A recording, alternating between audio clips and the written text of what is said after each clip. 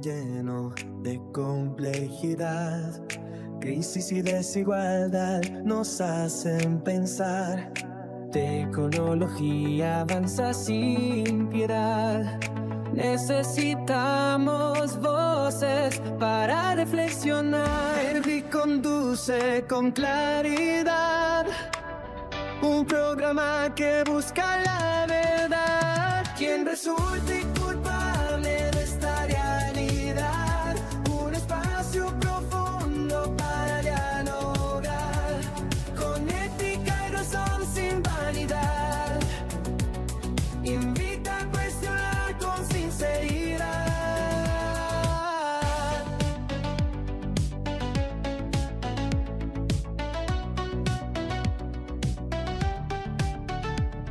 Conflictos geopolíticos sin final. Transformaciones que van más allá. El programa es un faro de verdad que ilumina con su humanidad. Herbie conduce con claridad un programa que busca la verdad. Quien resulte culpable de esta realidad. Un espacio profundo para dialogar, con ética y razón sin vanidad. Invita a cuestionar con sinceridad.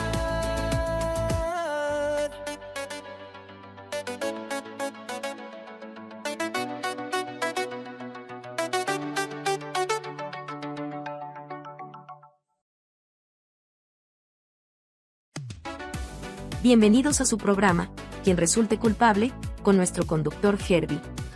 Hola, ¿qué tal? Bienvenidos al programa Quien resulte culpable.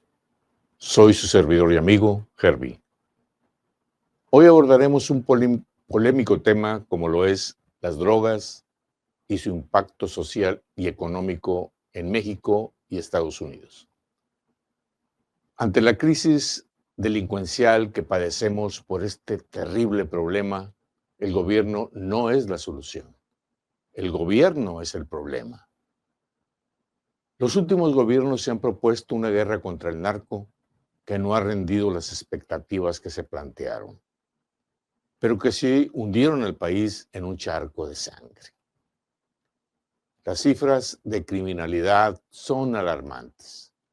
Algunas agencias que trabajaron estos casos apuntan de una manera estimada, ya que las cifras reales nunca se sabrán, pero que sí revelan más de 200,000 muertos solo en los últimos 6 años.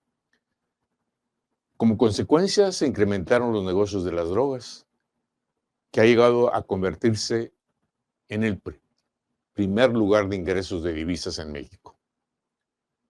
Según la Agencia de Seguridad, en 2024 llegó a rebasar los 150,000 millones de dólares, muy superior al ingreso del petróleo, que sumaban 23,000 millones de dólares, y mayor también a los 64,000 millones de dólares en divisas que envían nuestros paisanos en Estados Unidos para sus parientes en México. Pero este rubro están agregados a importantes aportes de lavado de dinero que explicaremos más adelante. Según los expertos en la materia, existen más de 75 cárteles en México. 2 de los más peligrosos son el cártel de Sinaloa y el de Jalisco Nueva Generación, además de ser los más violentos y que gozan de un alto grado de impunidad. Este es un problema universal y México se ha convertido en un vehículo importante para el tránsito y comercialización de drogas a nuestro vecino del norte, con el beneplácito y complicidad de las autoridades. En otras palabras, México es una de las principales rutas para hacer llegar estas drogas a Estados Unidos.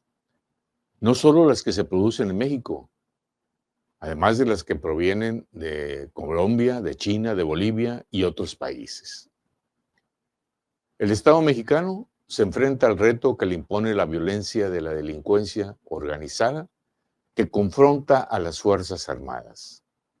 La respuesta del gobierno federal de abrazos, no balazos, no es viable frente a estos grupos que han escalado el control del poder al acumular una enorme riqueza financiera, armamento que supera al de las Fuerzas Armadas e influencia en el ámbito político y gubernamental desde donde ponen y quitan candidatos. Pero con respecto a esta problemática, todos los últimos gobiernos y el actual nos han tratado con la misma chupaleta, que es la herencia del pasado. Esta es la situación que tienen que asumir y es su responsabilidad ahora. Y ahí debe estar la justicia. Por ello, entonces, que los llamen a asumir sus pecados. Ahora es el verdadero momento de que el pueblo de México exija una política de verdad, justa y en paz, y por la que todos anhelamos. ¿A qué situación de crisis y espanto tenemos que descender para que este país tenga que reaccionar? No dejamos de preguntar, después de tanto dolor, de tantos hombres, mujeres y niños, ancianos desaparecidos, si después de tanta rabia acumulada tenemos que decir, ya basta. Debemos hacer causa común y ponerle un alto a esta situación indigna y cobarde por parte de las autoridades ineptas y corruptas. Entrevisté a un amigo que trabaja en la DEA y le pregunté, ¿cuáles son las principales drogas y su impacto en el cuerpo humano? Me contestó, podemos citar a la marihuana, que eleva los niveles de dopamina, que es un neurotransmisor, en un 175%. 150 mililitros de alcohol, 225%. La cocaína, 700%. Las anfetaminas, 1000%. El fentanilo es una de las más dañinas. Una pequeña dosis puede ser mortal. Conocido también como Fenty, Rey Marfil, China Girl y China White, es un opioide sintético que se desarrolló para el tratamiento del dolor.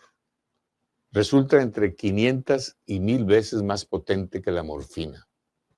Se usa para agregarlo a la heroína y así aumentar su potencia. Provoca un efecto intenso de corta duración, con sensaciones temporales de relajación, euforia, confusión, náuseas y vómito.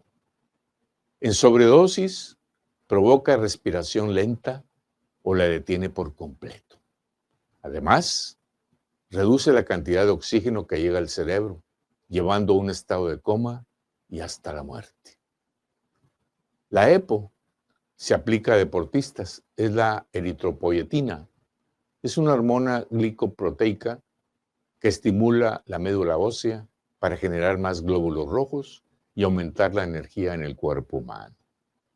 Y te hace sentir mejor. Un ejemplo es el caso del ilustre ciclista Lance Armstrong, que fue 5 veces ganador del Tour de France.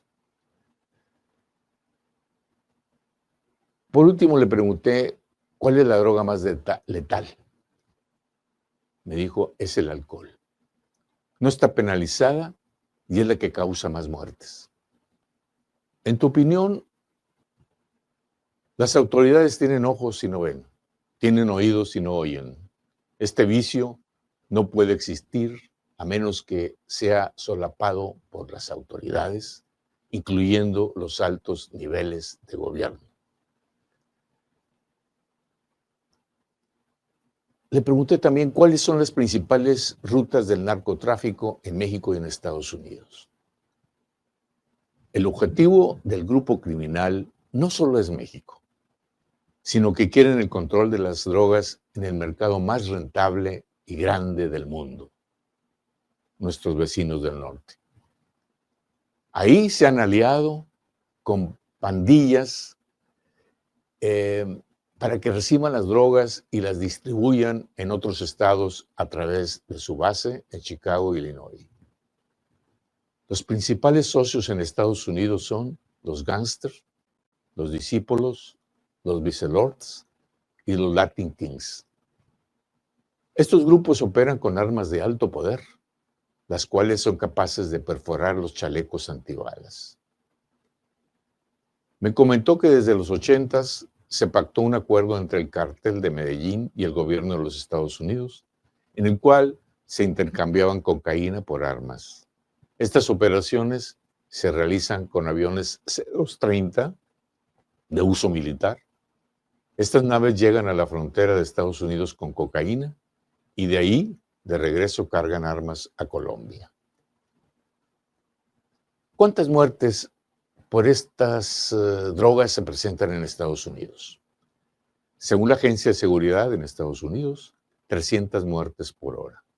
Aunque este dato es muy bajo, ya que muchos padres cambian las actas de defunción para que no aparezcan que sus hijos murieron por sobredosis. ¿Cómo se distribuyen estas drogas en Estados Unidos? Aquí se involucran los 50 estados de Estados Unidos. Los cárteles gringos o pandillas, que son más de 200, otorgan franquicias. Por ejemplo, en Los Ángeles, California, se venden en las esquinas de los distintos barrios con datos estimados de cada dosis se vende a $20 y se obtienen ingresos de más de $1 millón por mes por barrio. No quise descartar preguntarle que cuáles serían las soluciones en el corto plazo para erradicar este problema. Me contestó, es muy difícil combatir el narcotráfico y la delincuencia organizada en ambos países, porque las autoridades responsables se mueven en triciclos y los malitos se transportan en Fórmula 1.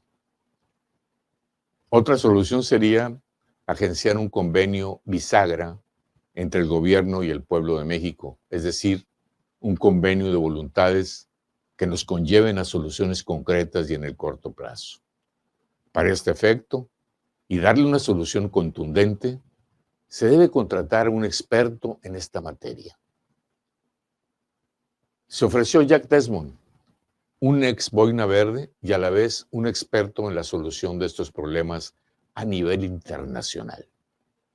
Él fue contratado por el presidente de Perú, Fujimori, para combatir al terrible grupo terrorista Sendero Luminoso, a quien venció con un equipo de alta tecnología y elementos de primera clase, en un corto tiempo y a un costo-beneficio razonable.